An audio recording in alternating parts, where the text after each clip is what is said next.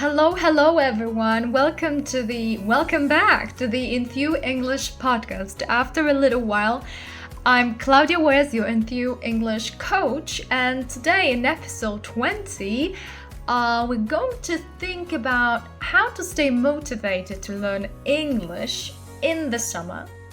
And I'd love to share with you my Two Enthu English mental exercises that will walk you through this mental process of getting yourself ready to use English in the summer. And by the way, I'm wondering, are you feeling those summer vibes yet? I think for some of you, it might already be the thing because I've noticed a shift in energy among some of you at least, perhaps even with you tuning in right now. So welcome.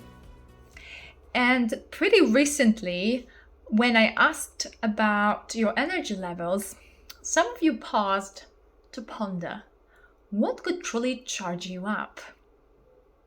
So here's the question, actually several questions for you to think about before we get right into these Enthu English mental exercises. What comes to mind when you think of summer? What is it? What's up with your motivation these days? Do you see any impact of the summertime on your motivation to learn English, to use English? Have you ever wondered how to stay motivated to learn English in the summer?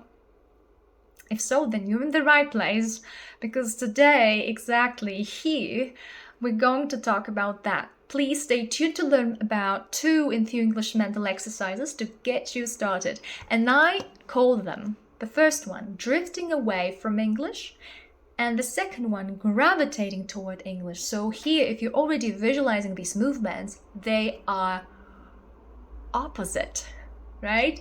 Totally different directions.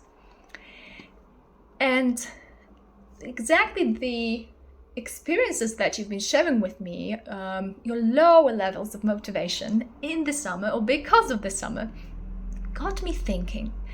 And I thought to myself, is summer motivation an oxymoron actually? Is it a contradiction in terms? I have given it some thought and come to a surprising conclusion. I think it's very much the thing, that's for sure, as we all got vacation on the mind.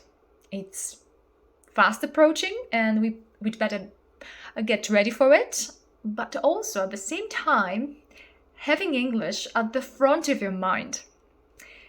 From my own experience, I can confidently tell you that this summer motivation has popped up its not to say ugly, but at least strange-looking head. And how does it manifest?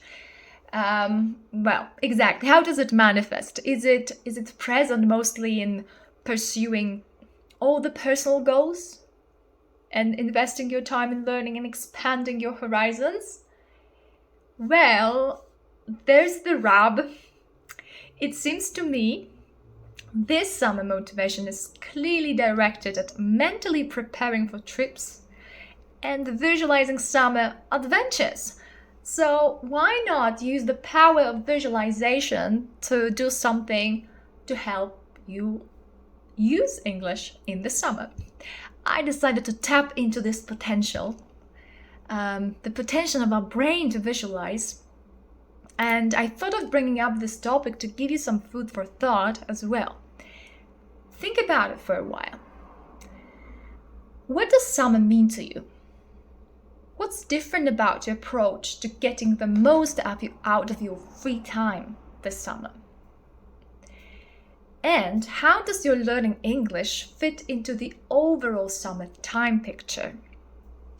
If it's quite beyond the frame, I hope you're already visualizing what I'm talking about. If it's quite going beyond the frame, what could you do to let English take center stage?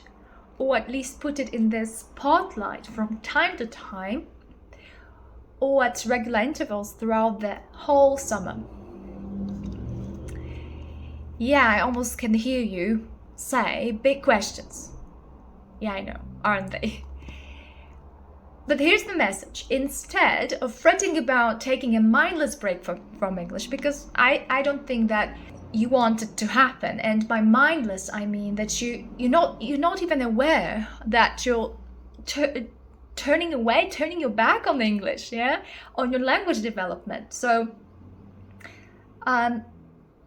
instead of worrying about this happening, you, and I think no one else, can choose to strategically plan your next steps so you, firstly, stay on top of your game in the best speaking shape possible. As we know, there's nothing more frustrating than not having a clear plan about how to spend your vacation, your precious time, soaked up in the summer vibes, and another visual here for you, sipping leisurely some English chunks. Yeah, and so in this episode, quite a bit of visualization, I hope for you. So do get engaged. I'd like to share with you 2 mental images you can keep in mind when deciding how to fit English into your summer schedule. And I call the whole exercise the from and toward mental image. I have observed 2 perspectives. There are 2 perspectives at play that might be helpful when considering what to do to maximize your chance of keeping English as a part of your summer, to keep it right in front of your eyes. The first one, drifting away from English. So the movement away from English. Here the goal is to predict what might cause you to drift away from using English regularly and create a list of strategies to attack the drifting movement, simply to deal with it effectively. But how will I know I'm drifting away from English? Well, I think the quickest way to know it's happening is when you start losing this moment, when you start losing sight of it, when you start finding yourself mentally removed from, say, reading, listening, and at worst speaking English, so any activity involving using English. So whatever habits you have now will become less and less evident, eventually disappearing into the horizon, which you don't want at all. Now, what else can you do? The second mental exercise, I call it gravitating toward English. It's when you move in the direction of English, like, with open arms. This exercise can charge you up in no time. All that you need to do is to bring forward all the feelings and sensations you're getting out of achieving your communication goals in English. How does that feel? Just tap into this feeling now. Think of all the learning moments that are getting you closer and closer to expressing what you really, really have in mind. Now, another thing you can do is simply compile a list of communication goals you want to achieve this summer. What are they? Examples could include improving your out-of-office message to sound more professional, friendly, and approachable, or learning to engage in small talk with the new people from different cultures, or any practical goal that enhances your ability to communicate effectively in written or spoken English. Also, I'm just thinking about what might happen during our classes, so here's one more that just popped into my head in reference to that.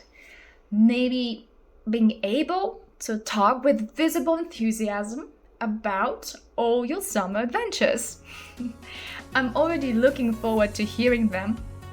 So make sure it's one of your communication goals this summer.